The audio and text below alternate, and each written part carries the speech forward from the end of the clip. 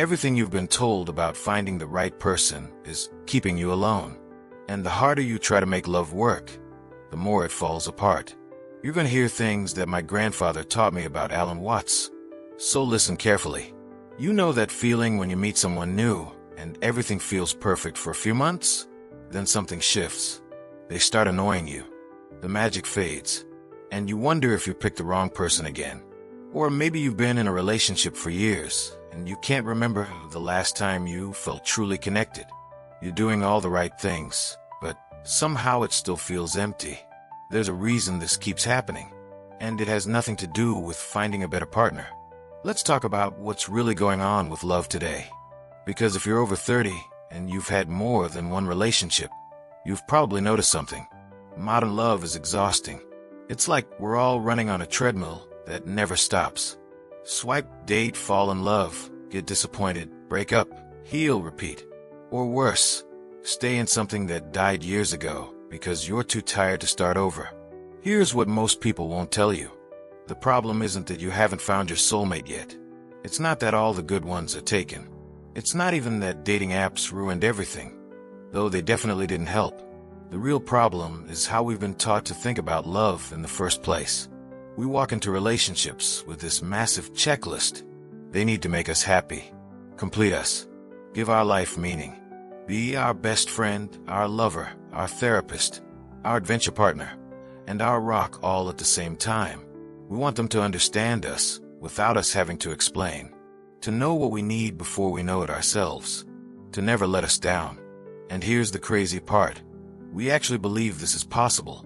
We believe that if we just find the right person, all of this will happen naturally. Like there's someone out there who is designed specifically for us, and once we find them, everything will click into place. But then reality hits. That person you thought was perfect. They leave dishes in the sink. They don't text back fast enough. They want alone time when you want connection. They process emotions differently than you do. They have bad days and take it out on you. They forget important dates. They have needs that conflict with yours. They're human. And this is where it all starts to hurt. Because we thought love was supposed to be easier than this. We thought the right person wouldn't trigger us, wouldn't make us feel insecure, wouldn't disappoint us. So when they do, we panic. We think we made a mistake. We think maybe they're not the one after all. Or we double down and try to fix them, change them, mold them into what we need them to be. For parents, this gets even more complicated. You're trying to keep a relationship alive while raising kids, working, managing a household, and barely sleeping. You look at your partner across the dinner table, and sometimes you don't even recognize them anymore. The person you fell in love with is buried under stress and responsibility and exhaustion. And you wonder if you're just roommates now who happen to share kids. For singles, especially if you've been through a divorce or a few serious relationships, there's this other kind of pain. It's the fear that maybe you're the problem. Maybe you're too damaged, too picky, too set in your ways. You see happy couples everywhere and wonder what they have that you don't. You try to stay positive, work on yourself, put yourself out there. But deep down, you're starting to believe that real love might not be in the cards for you. And all of this hurts so much because we care. We want love to work. We want to feel connected. We want someone to share life with. But somehow it keeps slipping through our fingers. Or it stays, but stops feeling good. And we don't understand why. Now here's where Alan Watts would step in and completely flip the script. Because he had this way of looking at things that cut through all the noise and got to the heart of what's really happening. And what he'd say about modern love would probably make you uncomfortable at first. But stick with me because this is where it gets interesting. Watts would say the reason love hurts so much is because we're approaching it completely backwards. We think love is something we find, something we get, something that happens to us when we meet the right person. But that's not what love is at all. That's desire. That's need. That's the ego looking for something outside itself to feel complete. Think about it. When you say you love someone, what do you really mean? If you're honest, you probably mean they make you feel good. They meet your needs. They reflect back to you an image of yourself that you like. They fill a hole that you've been trying to fill for years. And as long as they keep doing that, you call it love. But the second they stop, the The second they fail to meet your expectations, suddenly you're not sure anymore. What's we call this attachment, not love? And here's the thing about attachment. It always leads to suffering, because you're not actually relating to the other person as they are. You're relating to what you want them to be, what you need them to be. And people can feel that. They can feel when you're trying to use them to complete yourself. And eventually, they start to pull away. Or they do the same thing back to you. And you end up in this weird dance where you're both trying to get something from each other while pretending it's love. Let me break this down even more. When you meet someone and you feel that rush of excitement, that spark, that sense that this is it, what's actually happening? You're projecting. You're taking all your hopes and dreams and fantasies about what love should be and throwing them onto this person. And for a while, they play along. They reflect back the version of themselves that matches your projection, and it feels magical. But here's what nobody tells you. That's not real intimacy. That's two people performing for each other. Real intimacy is what happens when all of that falls away. When you see each other's actual humanity. The boring parts. The messy parts. The parts that don't match the fantasy.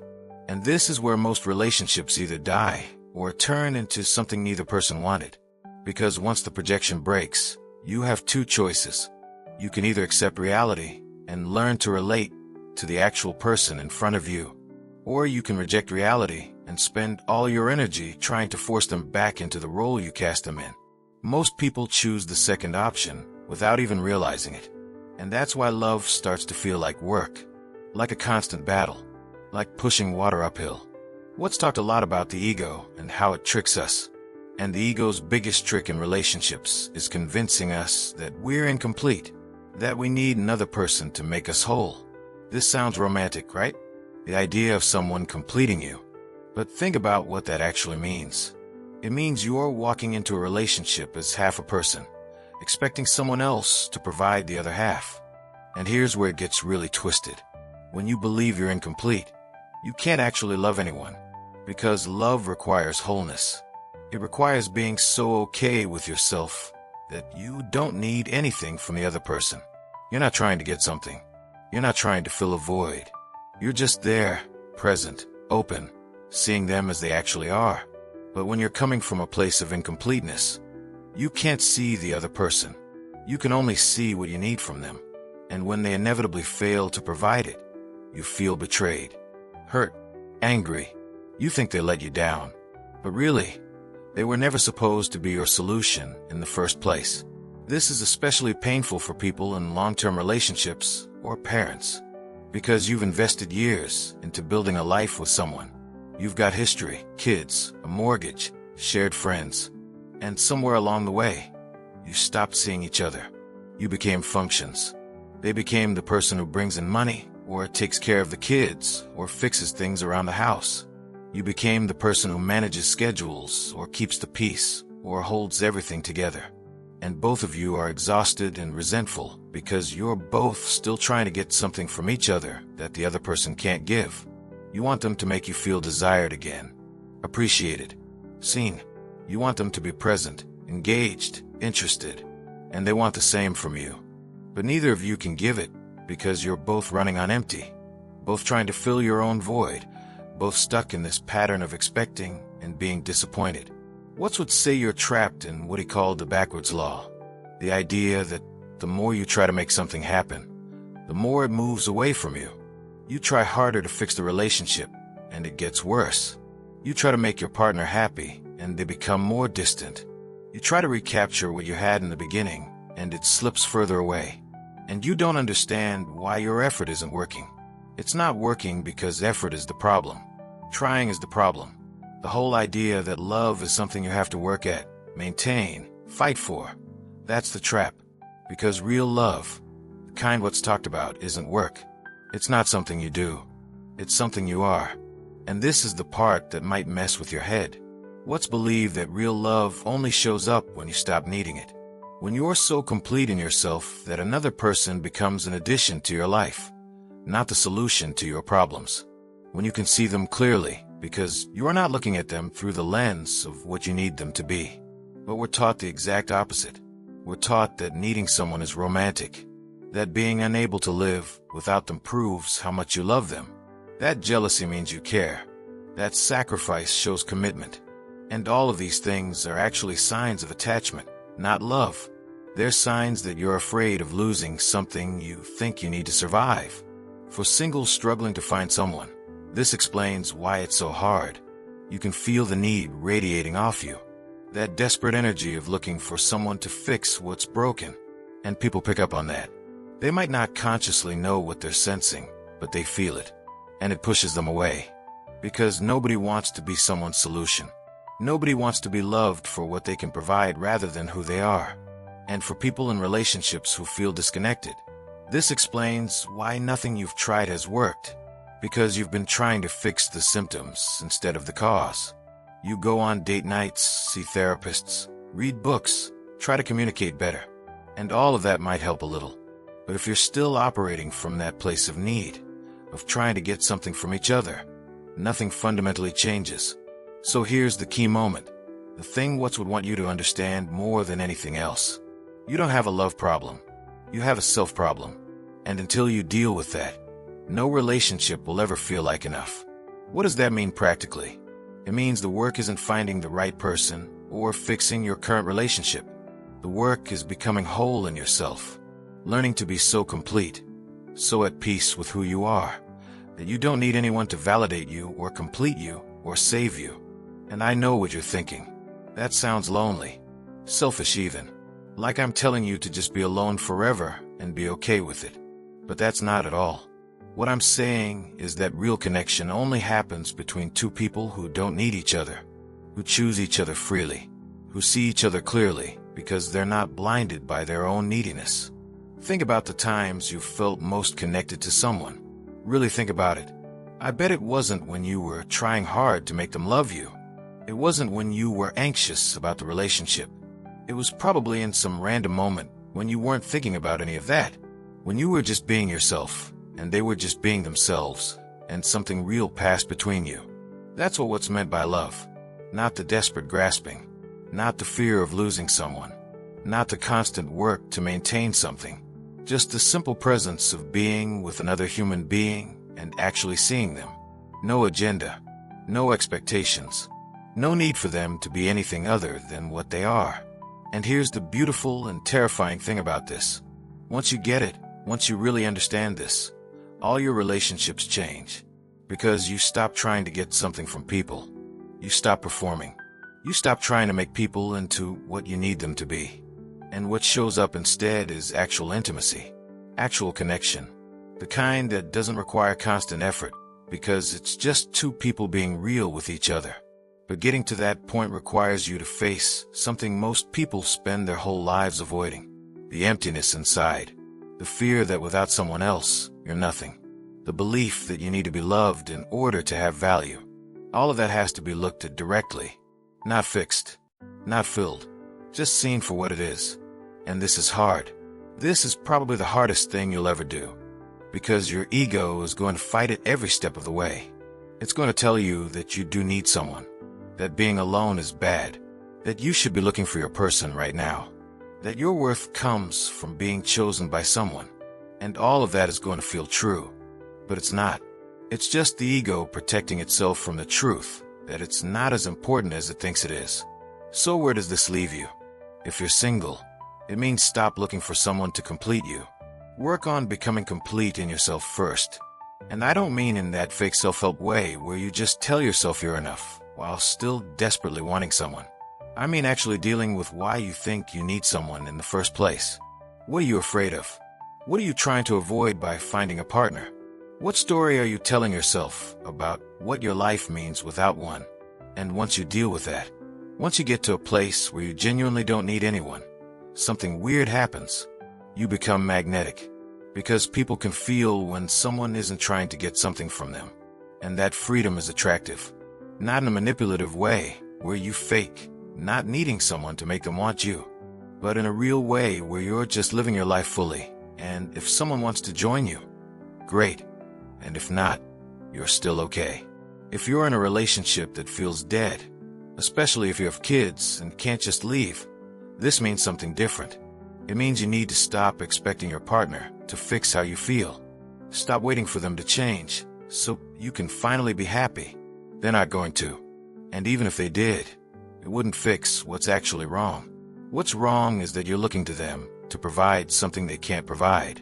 Peace, purpose, wholeness, a sense that your life matters. And as long as you're doing that, you're going to be disappointed. Not because they're failing you, but because you're asking them to do something impossible. The way forward is to take full responsibility for your own life, your own happiness, your own sense of meaning. Stop making your mood dependent on whether your partner did the dishes, or gave you attention, or made you feel special.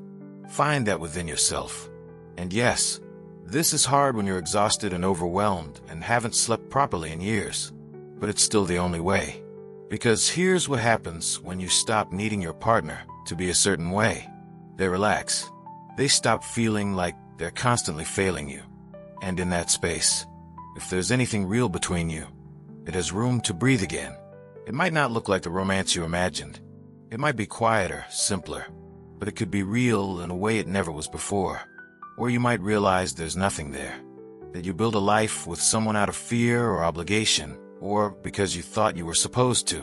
And that's okay too, because at least you'll know. And you can make a decision from a place of clarity instead of from a place of need. For everyone, regardless of where you are, the message is the same. Love isn't something you find or work at or earn. It's what naturally happens when you stop trying to get something from people and just meet them as they are. When you're whole enough in yourself that you can actually see another person instead of just seeing your own needs reflected back at you. This doesn't mean relationships become easy. People are still difficult. Life is still messy. But the suffering that comes from attachment, from need, from trying to use another person to complete yourself, that can end. And what's left is something much simpler. Sometimes harder, but simpler. Just two people choosing to share their lives because they want to, not because they have to. What's been his whole life trying to get people to see this? That we suffer because we're looking for ourselves in all the wrong places. In achievements, in possessions, in status, and especially in relationships. We think if we can just get enough of the right things from outside ourselves, we'll finally feel okay. But it doesn't work that way. It's never worked that way. And it never will. The only thing that works is turning inward, dealing with your own stuff, becoming whole, and then relating to others from that wholeness instead of from your wounds. It's not romantic. It's not what movies show us. But it's real. And it's the only way to have relationships that don't eventually break you. So that's why modern love hurts so much. Because we're all walking around half complete, desperately trying to find someone to provide the other half. And when we find someone else doing the same thing, we call it love. But it's not love. It's two incomplete people making each other responsible for their happiness. And that's a weight no relationship can carry. The good news is you already have everything you need. You always did. You just forgot. Or nobody ever told you. But it's there. That sense of completeness, of being enough, of not needing anything from anyone to prove your worth. It's already inside you. You just have to stop looking everywhere else long enough to notice it. And when you do, love stops being this painful, desperate thing.